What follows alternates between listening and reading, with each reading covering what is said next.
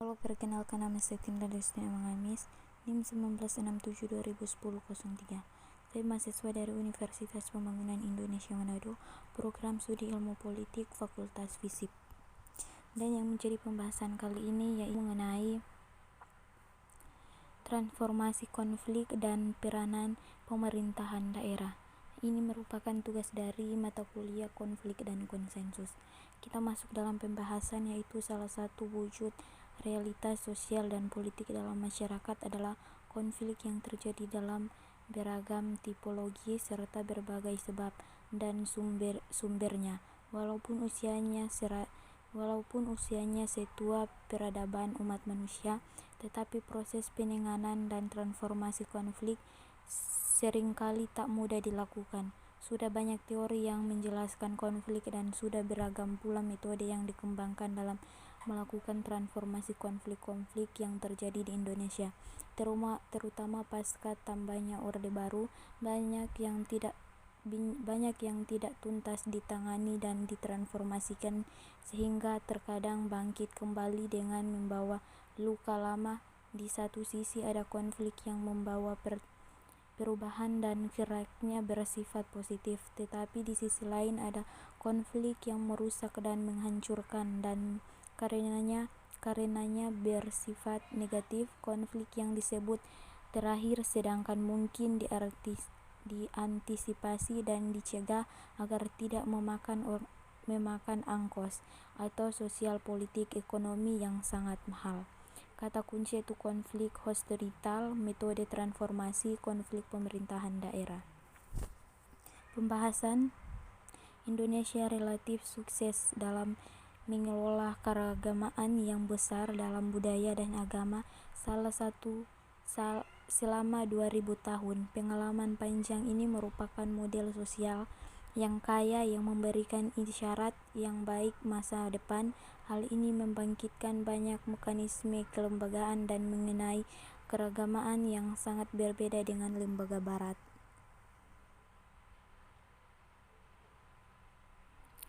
B. Hakikat konflik. Konflik atau cosiet dari bahasa Latin cosiet yang berarti saling memukul dalam literatur ilmu sosial dan ilmu politik, secara umum dipahami sebagai pertentangan atau perselisihan antar kelompok dan antar warga dalam kehidupan sosial dan politik karena berbagai sebab dan kepentingan. Konflik biasanya melibatkan pertentangan antara dua pihak atau lebih mengenai nilai atau anggapan yang dipandang tinggi.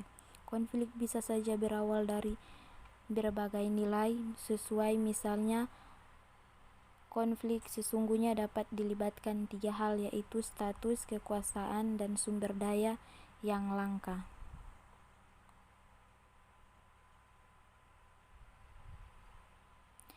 Konflik merupakan drama yang dapat dianalisa sebagian dengan memahami siapa, apa, mana, kapan, dan mengapa.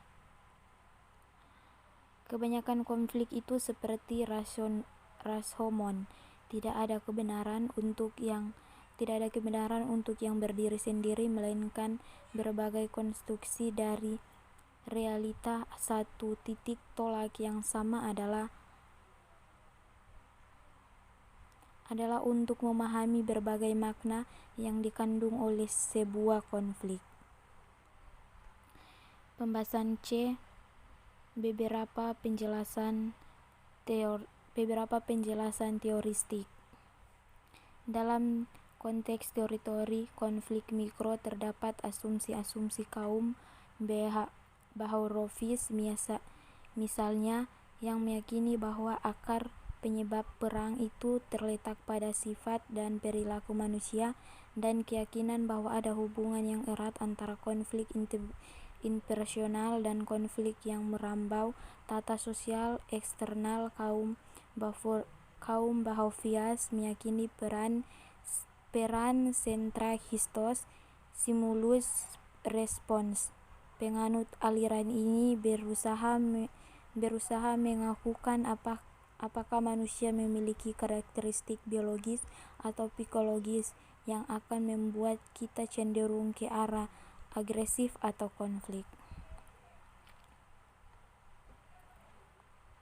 D. Mengapa terjadi konflik? Berdasarkan studi tentang konflik di daerah-daerah perbatasan di Papua, Hendrajaya et al. Menemukan sejumlah faktor penyebab terjadinya konflik, yaitu 1. Ketidakseimbangan pembangunan, 2.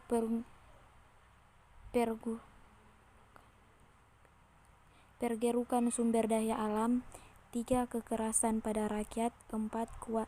Kuatnya etnitas pada masyarakat setempat, 5. Jauh dari pusat pemerintahan, 6. Modernisasi yang keliru dan dipaksa, 7. Distribusi ekonomi posisi atau jabatan yang tidak seimbang, 8. Persepsi yang keliru dan pemerintahan pusat terhadap masyarakat lokal.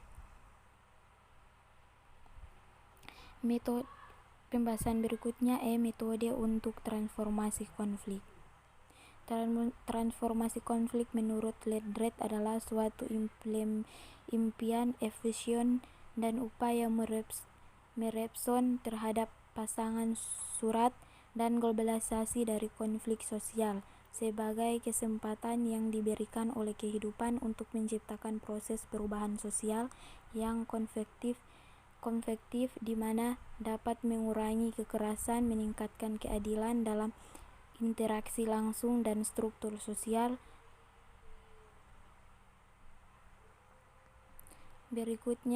Pembahasan berikutnya metode tahapan 4 dan metode 5 pendekatan.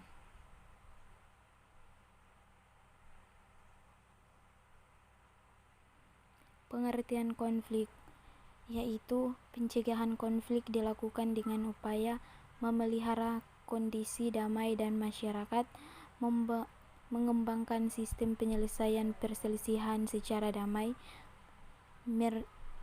merendam potensi konflik, dan D. Menggabung sistem peringatan dini.